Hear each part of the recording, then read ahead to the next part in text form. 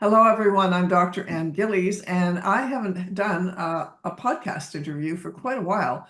So I have today with me a new friend. I've heard about Kelly Lynn actually for the last couple of years, but had the opportunity to meet her in Edmonton just a week and a bit ago. Kelly Lynn, as well as myself and four other women across Canada, were part of a documentary produced by Turkish radio and television called Gender Wars in Canada. And I really suggest you take a look at that. It's about 45 minutes long. It is so well done. Of course, Canadian media doesn't touch it with a 10-foot pole. They don't want to acknowledge that this is truth. But Kelly Lynn and I are going to talk a little bit about that and then talk about her organization that she is working on and with others to help those who reach out to her. So all of that. And then I want to say, welcome, Kelly Lynn. Thank you. So tell us, like your story is well, for me, it brought tears because it's it's what I've heard many times before, and it's heart on the heart. But um, also, there's a God story in all of that as well. And so Yes. I thought maybe you could just share a little bit of your story, and then we'll talk about what you're currently doing. Okay. When I was a child, my mom made the poor parenting decision to marry a convicted pedophile. I lived in that environment until I was 13. I turned him into the police. She got back together with my biological father, and he was an alcoholic, and that seemed like paradise. I've tried to explain to counselors and psychologists that, oh, no, my dad was just an alcoholic. You don't understand. There's no trauma being the child of an Yeah. alcoholic because, yeah. I get it. Um, I know. yeah.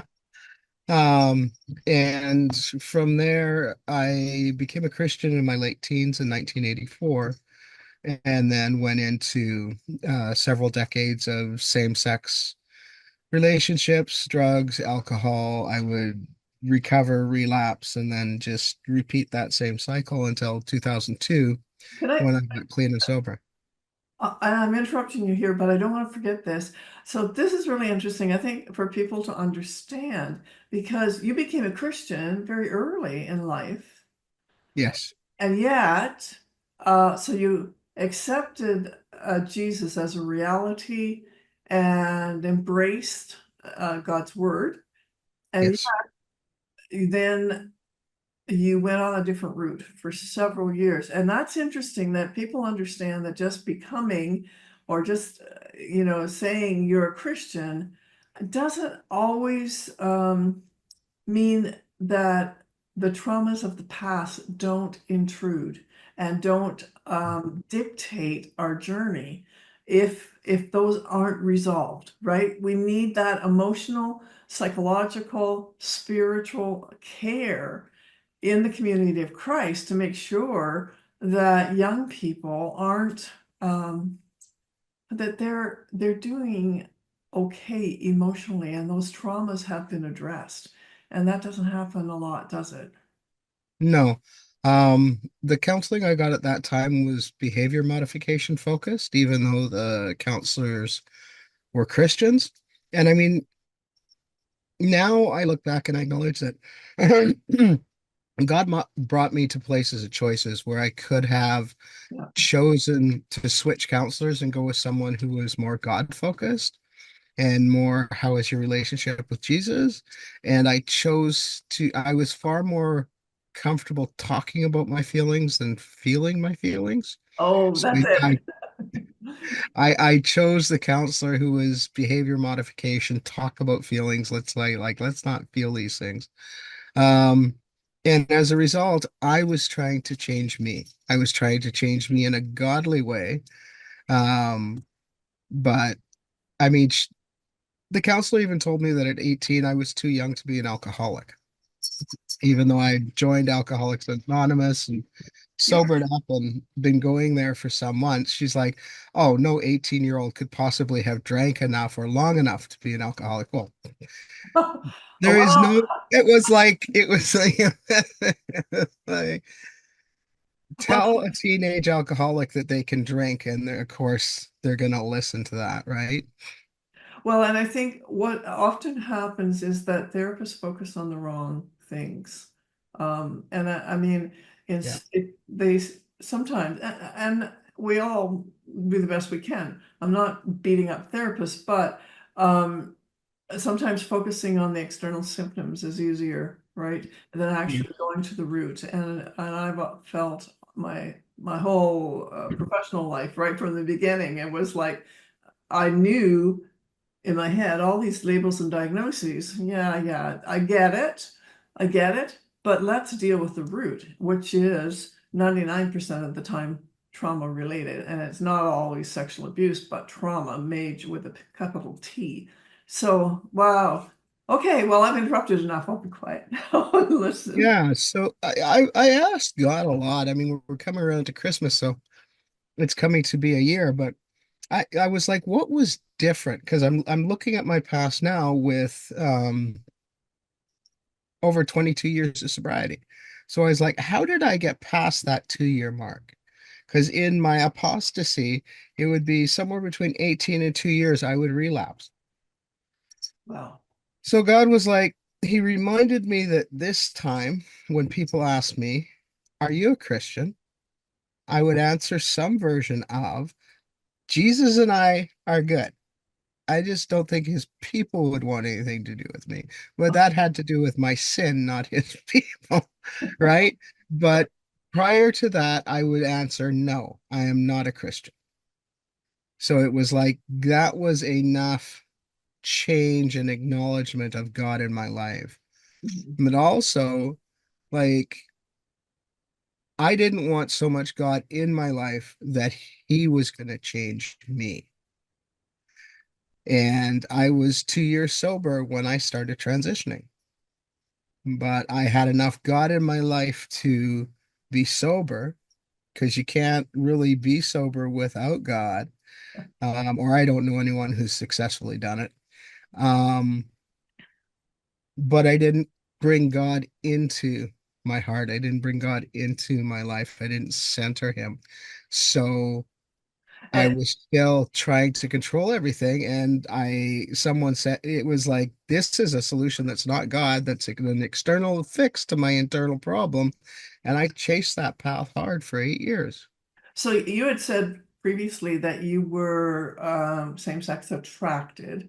Yes, And so you pursued relationships with women, that's what I'm assuming. 15 years. Yeah. And then you decided to transition, which is often, I think the percentage, I mean, this is a couple of years ago, of lesbians who transition is nearly 37%. It might be more now. So um, there's definitely something there, right? That Yeah. that it is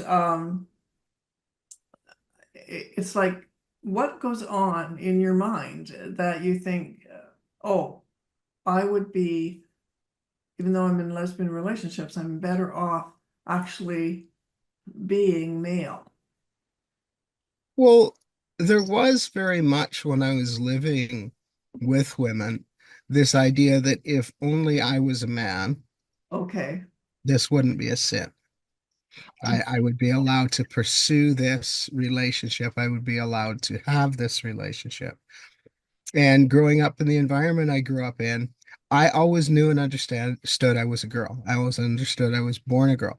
There was this idea, if only I'd been born a boy, I wouldn't be getting exploited the way I'm being exploited, you know, because Yeah. I didn't see what happened to boys the way I Right. saw what happened to me and other girls.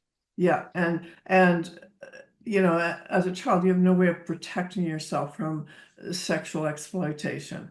And yeah, and a child's mind is like, how, where do they go with all that? So it makes sense. And it often, if there's what I would call maybe a weaker mother, young girls often have this sense, well, I'd rather be a boy because then I won't get beaten, or then I won't get, there's all these things that go Mhm. through their mind. So then you transitioned.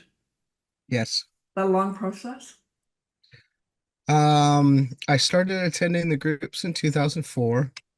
Wrong sex hormones 2005. Mastectomy 2006, or sorry, hysterectomy 2006. Psychiatric assessment for the mastectomy 2007. Mastectomy 2008. So there was always a next hoop that I could hyper focus on. Yes, there you And you've got that, like, I can't say I struggled with depression. I kind of wallowed in it and gleefully. Um, That's so, interesting description. I don't think many people would say that. You wallow gleefully in depression. well, I used it. Yeah, it's one of the psychiatrists I work with said alcoholics do not struggle with depression. They wallow in it gleefully and milk it for all it's worth. Oh, Yeah. oh. But you weren't Yeah. you weren't actually alcoholic at this point because you I were, was sober, 5 years. Yeah, when I started working with him, like seeing him as a client. yeah. Wow. Okay, so you had so how many years were you living as a male? 2004 to 2023. So I lived in regret for a lot of years. Yeah. Uh okay, let me go back up a step. So you were living kind of as a male, and you said living in regret for a lot of years. So even though you had transitioned, there was a lot of regret there after. 2010. Yeah. Wow, that's Af After the mastectomy. And it's interesting how many women that happens for. I hear this story quite often. After the mastectomy, I started questioning what have I done to my body? Yeah. well, yeah, like it's Because such, it's visually, that's the visual that hits like overnight type of hit. And yeah.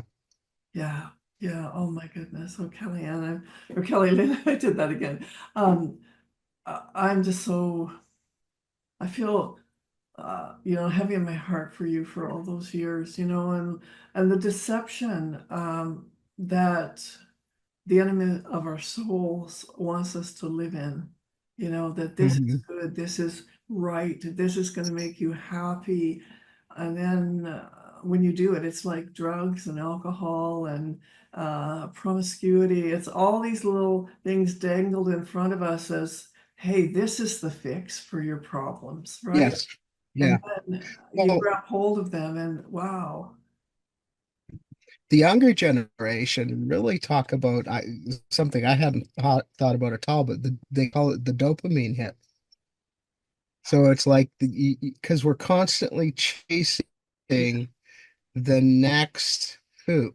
When I got what's called a carry letter, so that was when I really started to look um, visually male Yes. because I had had high testosterone levels for a female. So I'd already had heavy facial hair, but it was pale blonde and didn't show. So quite quickly after starting testosterone, my facial hair started to show because it just gets thicker, right?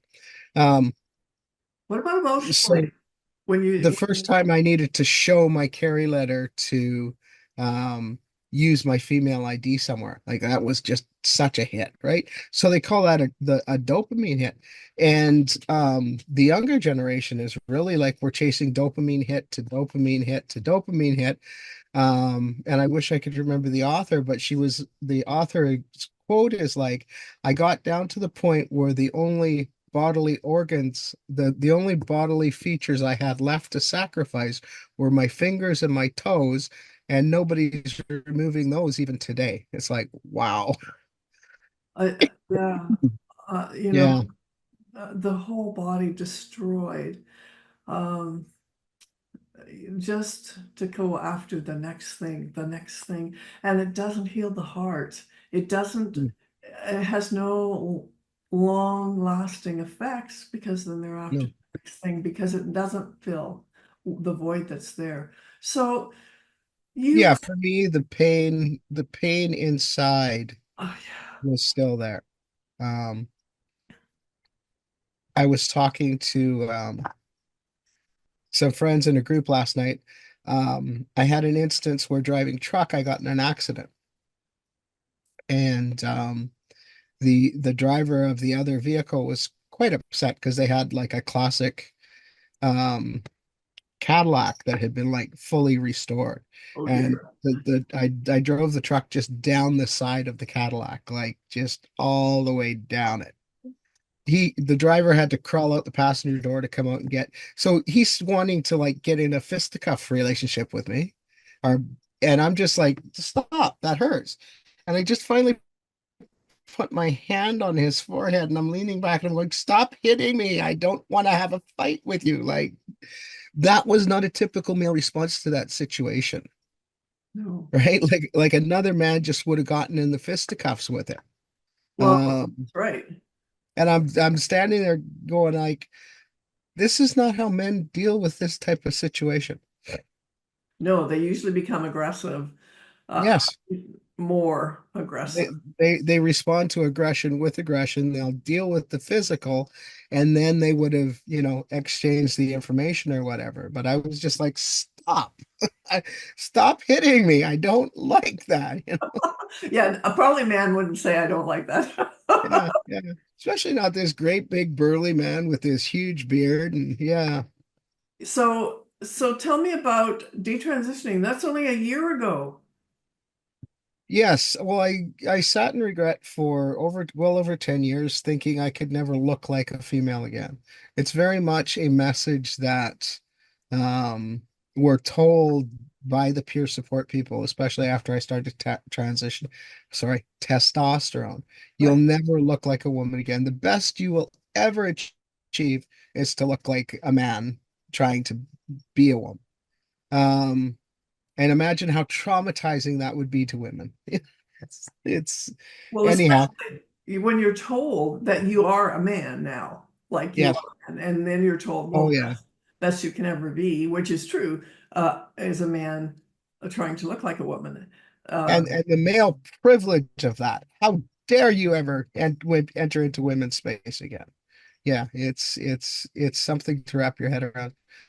Um, so I really truly believe that I could not get out of that space. Like even returning to church, talking to my pastor, and they were very much how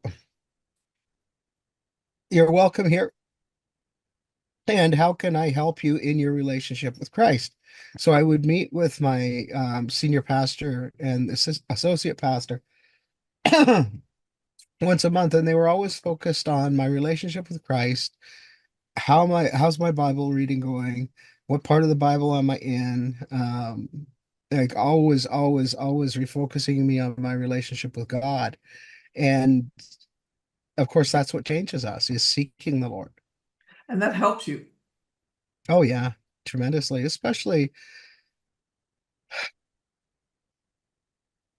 when I came out of the trance delusion, because I sacrificed blood and bodily organs chasing the idol of gender. Like literally, that's what you do. That's part of this process. So I really needed people who could speak God's truth Yes. about male and female back to me until I could hear it. Because I always understood through this whole thing that I was born a girl. Um, And I think that's like the whole part of this new lie they're telling, assigned at birth. Well, the devil lies best by telling half a truth, right? So now he's trying to tell children half of a truth, that somehow sex is assigned randomly at birth. Right. And they pull up DSDs, differences in sexual development, as their justification. But you and I know that the difference is defined based on the norm. Without the norm, Yeah. you can't explain, understand, or observe the difference. And that's the truth. So yes, I desperately needed people who could speak God's truth of male and female back into my life. And also, like, as friendships developed, going to Bible study on the weekend, going to church, just this comfortable group of people who could ask me, um, have you thought about even like getting a wig? Like, I wear a wig now, but that was 2 years of um really grappling with what would that look like? What would that be like? Because I saw a lot of men in poorly fitted wigs who looked like men wearing a woman's wig, right?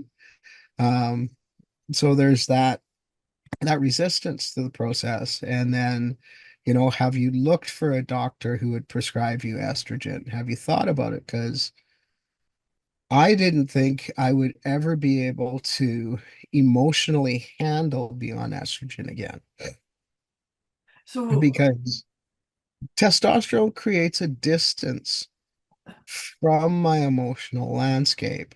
mhm. Because remember, men's hormones are like a rolling ocean, and women's are like spike up, spike down. We have that Who wants that monthly again, right? in the monthly dance of estrogen and progesterone, right? So, and very much our emotional landscape is influenced by that.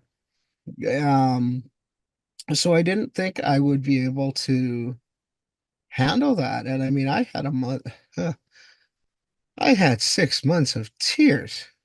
Yeah. Um, not only re-regulating to that, but um, learning how to, um, I call it navigating my emotional landscape, but learning how to regulate my emotions in an estrogen enriched neurological environment, like where my brain is once again under um, the hormonal bath that, or somewhat closer to the hormonal bath that it was meant to be under, right? Um, because as a woman, I am meant to experience emotions intensely and in the moment. Um, so I didn't think I would be able to do that. Well, just And there was this huge, huge fear. And I mean, what brought me over that is I refer to it as God lighting a fire under me, but he very much asked me, like, do you want to get married? And in both connotations of that word, like, do I want that closeness in my relationship with him, or would I ever want to have that relationship with a man? And I got to a really, like, I don't know, God. And his response was, then you know what you need to do. And I can't say I rushed out, bought a shaver, brought shaving cream, and shaved that night. I That was not my story. I took my time getting home. I spent several hours at home going, no, no, I didn't hear the voice of God. That's just crazy speak. I do not need to make this change. But before I went to bed that night, I dug through my stuff. I found an old razor. I found some cream. I got my scissors out. I cut off my beard to the point where I could shave it. And I was living off grid, so I'm in the dark by candlelight, boiling water is shaving off my beard. oh my goodness. It was That like, would have been really something to have on camera. yeah, I guess it would have been, but yeah, yeah. Oh, And it was not too long. That was December 15th, 2023, and it was not too long after that that randomly a medical doctor I know phoned up and's like, I hear you want to detransition, and that you haven't been able to find a doctor who would prescribe you the hormones, um, I can be your family doctor and I can prescribe you estrogen. Wow. And How many yeah, doctors would call you up? How many, and the fact that he or she had heard you wanted to detransition. My goodness. That's yeah, that's a miracle because in Canada, that comes at a huge cost yes, professionally. And I mean that's amazing. That yeah. just makes my Yeah. heart sing.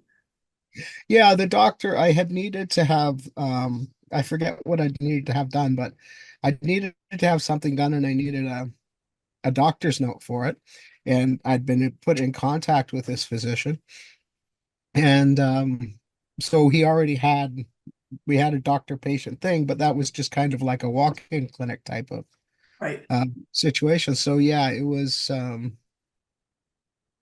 quite phenomenal because it is very difficult to find a doctor who will prescribe you your natal hormones after you've transitioned. A lot will just refuse. That's right. Yeah, so it's okay. And this is the whole trajectory. It's totally great if you want to transition. We will support you at all levels, medical, professional, educational, psychological, everything. We will be your advocates. We will support your every step to transition. When it comes to the point that an individual faces their own regrets and begins, like you, to really think through what have I done to myself. I'm not any happier. In fact, I'm still as depressed as I always was. And this hasn't worked. And now the only the only way for me to really go forward is to go backwards in a sense, right? To go back to my biological identity and creation. That's where the standstill. The professionals just kind of want to close their eyes and say, we want nothing to do with you. Because, in Canada, there's punishment for that. Um, Conversion therapy. oh my goodness. Yes, I spent about 3 years 'Cause- of Well, my remember life. how it's written, right? Because it's Oh, written that conversion therapy is encouraging a gender distressed person to be comfortable with their actual sex yeah. is conversion therapy. So It is easy. detransitioners face this hill of until the last couple months, I still lived with gender dysphoria. Even in the 10 years that I knew transitioning had been a train wreck in my life, that I'd done all these things and it had not fixed the problem, I still lived with gender dysphoria. I Well, still lived distressed with being a woman. And I also lived with the distress of looking like a man and being a woman, going, these people are expecting me to have male typical responses to situations that I don't have. And if only they knew I had a woman, I wouldn't be having this conflict. Um, and all of the distress and discomfort of that, and then starting to be seen female again, I had to address all of the things I fled femininity thinking transition would fix. it's a huge hurdle. Huge, huge. Yeah, And you had to do it without professional care, without professional help, except that you had a pastor and a church body that really seemed to be able to speak truth um, without condemning your choices along the way. I mean, it's a process, right? So to be able to speak truth into the midst of all that and the truth, well, what does the word of God say? The truth will set you free. So you yes, had this spiritual peace to hold on to.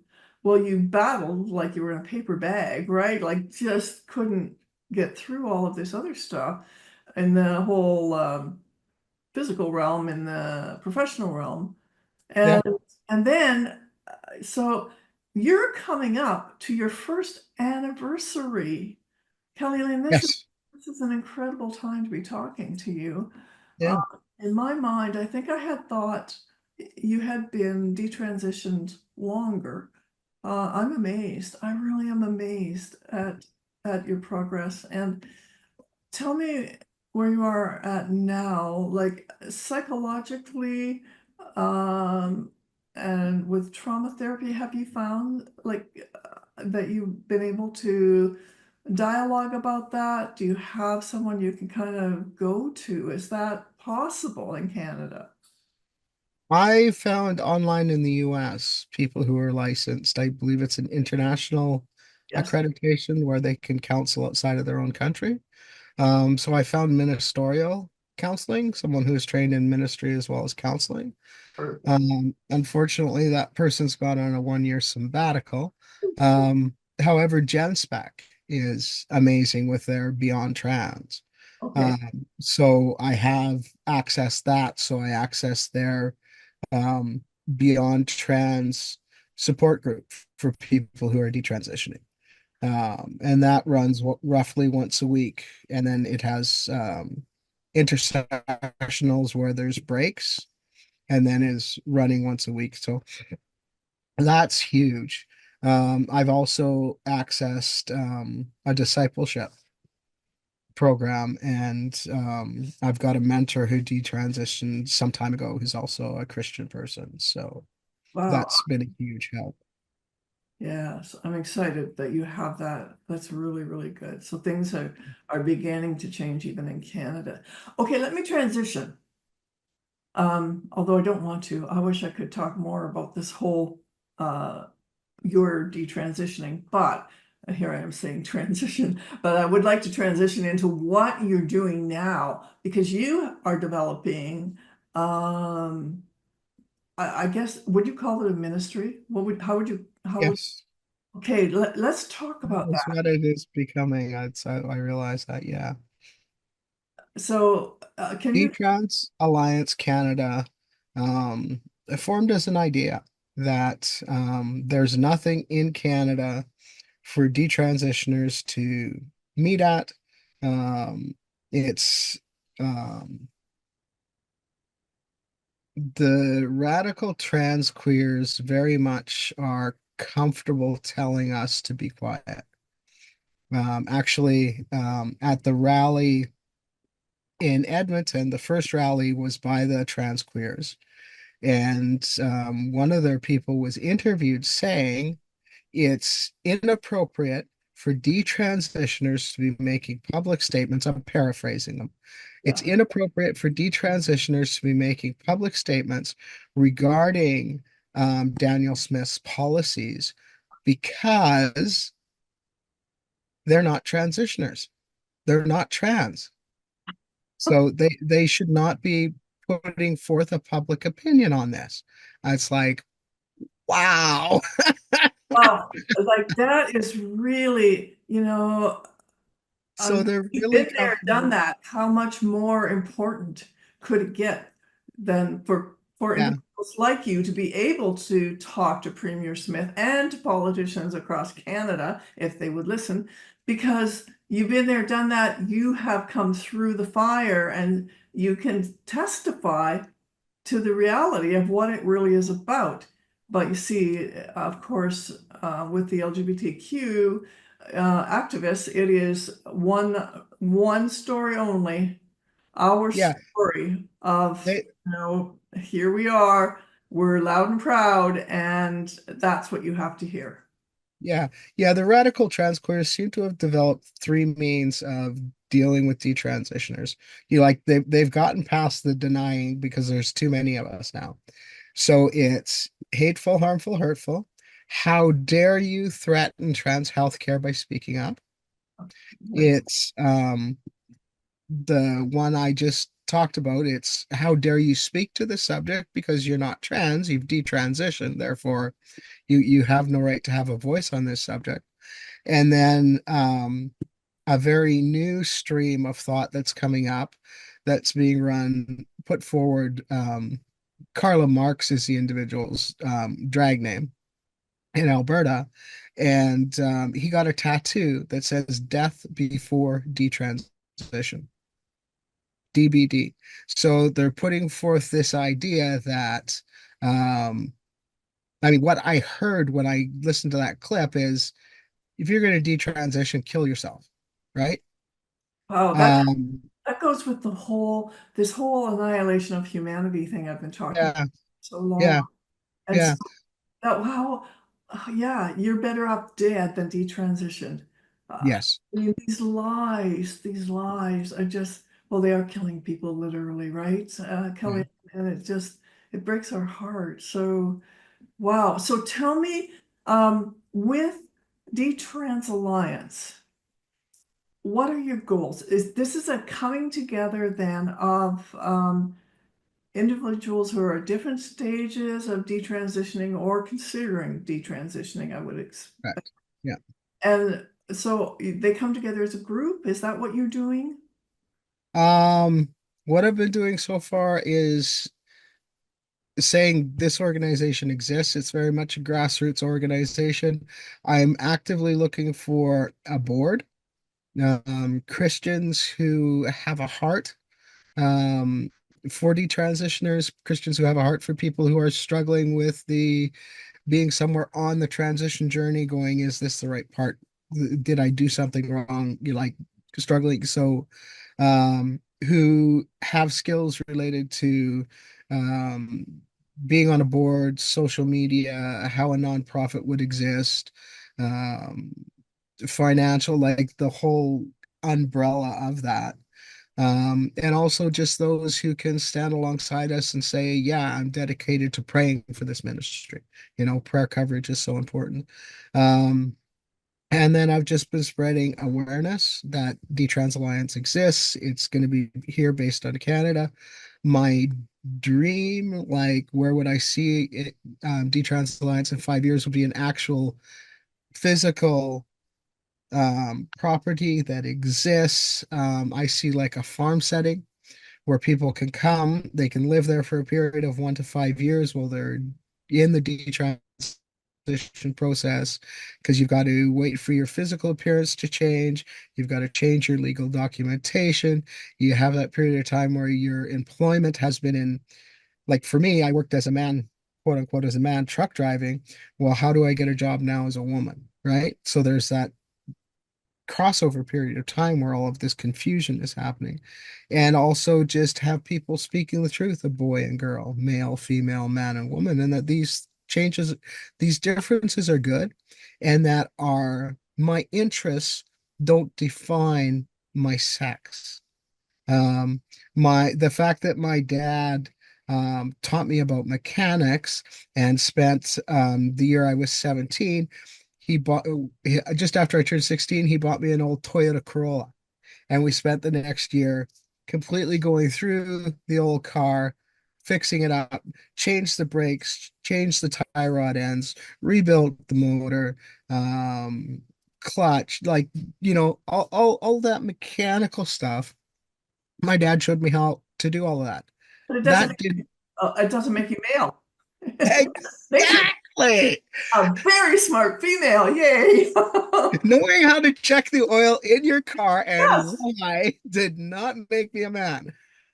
And yet, this is the type of stuff, especially in the early stages of being initiated into the trans delusion, that was spoken back to me by the affirmation model counselors.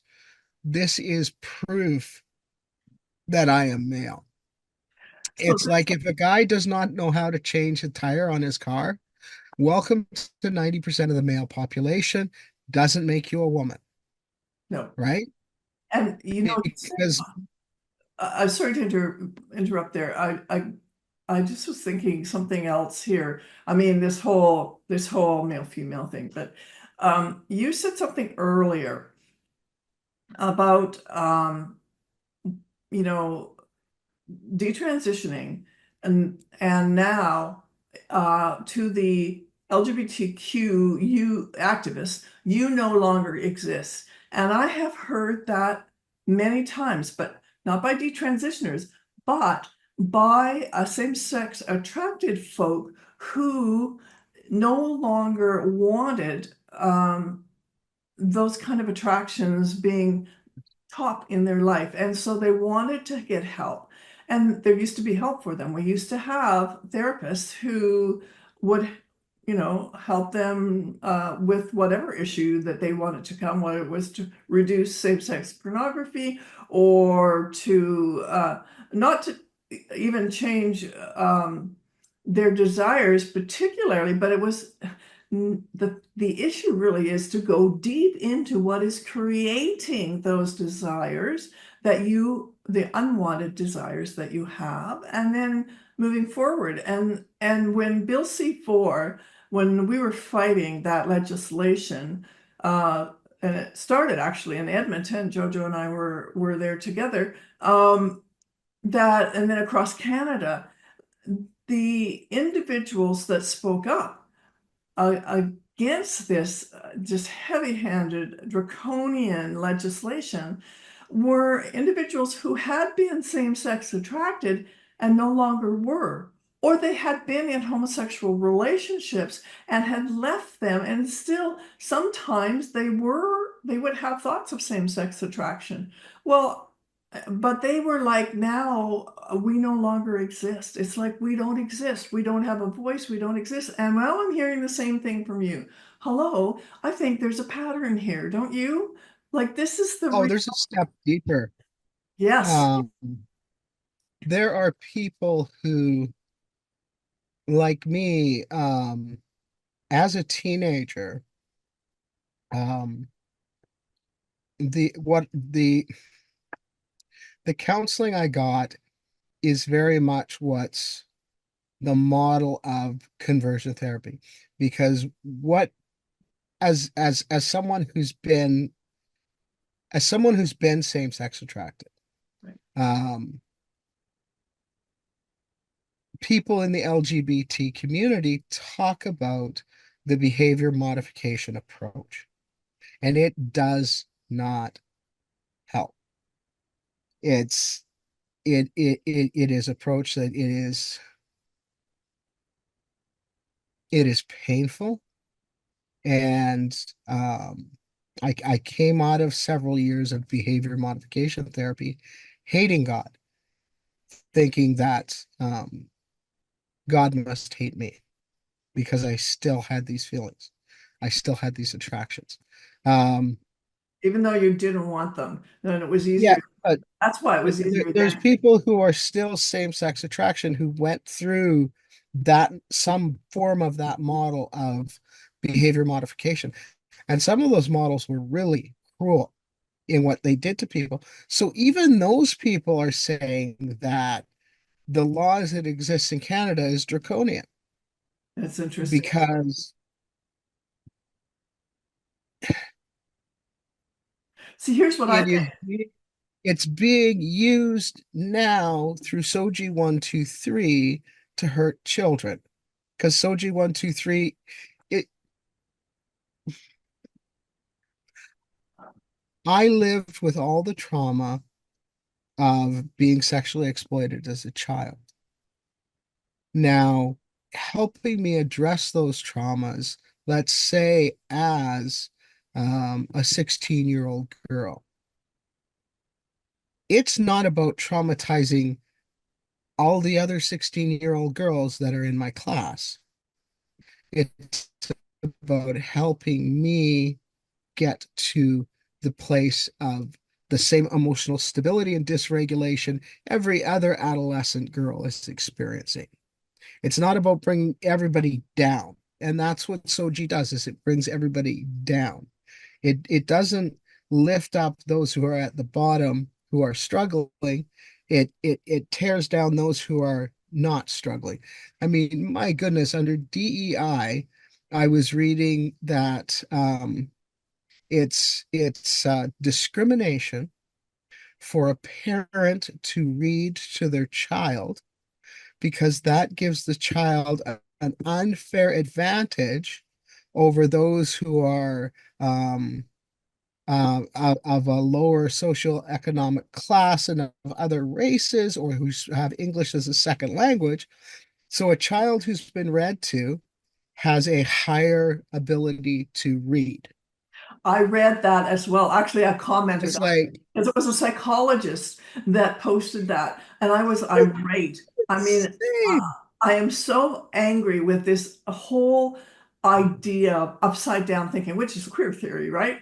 It is Yes. so wrong. I mean, I would early Queer theory. on in my I'm life, we were not middle class, believe me, we were very poor, but I read to my children constantly. It doesn't matter what social class you are. The reality is, parents have a choice. Parent your children well, and if you don't know how, learn how to do it. Learn how to yes. do it. And don't bring your child down just because you think, well, so and so can't read. Hey, bring them over, sit with the other children and read to them too. Let's get real education back. We are off track. We're off Well, track in so many ways, but I'm looking at the time, Kelly Lynn. I think we're it, gonna. it, yeah, yeah. But just before we cut off, it's like, how far are they going to go? Um, People in my life today talk to me very much about my family. And one thing, my grandmother was amazing at this. I now realize my mom was good at it. My aunts and uncles were all good at it. My mother taught her children how to love each other. My grandmother taught her children how to love each other. We have a like when I refer to my family, I'm talking, I aunts, uncles, cousins, brothers, sisters. Like I'm talking about the network of people I'm related to 3 generations. That's my family. Yeah. So if we're gonna like I have friends who don't have that. Like they don't even like their brothers and sisters, or their brothers and sisters don't like them because their parents didn't have the skills to teach the children. So there's somewhere at which we need to stand up and go, no, the queering of the tearing down for just the sake of tearing down. Yeah. We need to stop doing this to kids. Yeah, and we have to, well, this gets into a whole bigger subject, which is the deconstruction of family and all normalcy, which we have seen just it's just on this huge trajectory, and especially in Canada, especially in Yeah, and then we're dealing with Foucault, who himself was a pedophile. And yet all of these people are, yeah. Well, we aren't going to go there until we do this another time. I think we might just have to have another conversation. But I want to thank you again. Can you just give the website of your new group, Detrans Alliance, if you're willing to do that? And because I Mm. expect there are other individuals that are just either along the road or just coming to that realization that this isn't what I want in my life, and they need help. And you've been there, done that. There's no one, in my estimation, better to help those who are going through something that um, is so destroying of their whole identity than someone who has been through it and overcome. And I mean, that doesn't mean you're there yet. I really Mm. appreciate that you said that you were still um, struggling with gender dysphoria. Like that just doesn't dissipate. But what you did in that sentence is you identified that all of the transitioning does not deal with gender dysphoria. It No, does. it It avoids it. does. It's band-aid after band-aid after Yeah, it just band-aid on a hemorrhage. Yeah. so if people can understand that to begin with, and then to walk with people, they need those individuals need someone to come alongside them. So I'm really honored that we've had this discussion, and I am excited about what you are doing, Kelly Lynn. It's very exciting. I think that it's going to gain ground. It's not without its conflict, I'm sure, because our Canadian government and even society as a whole doesn't want to hear about this, and they don't want to acknowledge who you are and what you're doing. So I will be praying for you for sure. Thank you for all you're doing, and thank you for chatting today. Thank you for having the conversation. I've enjoyed it. Bless you. You've been listening to Truth Talks with Dr. Ann. Thank you so much for joining us today. You can find Ann's books, blog, and sign up for the newsletter by going to restoringthemosaic.ca.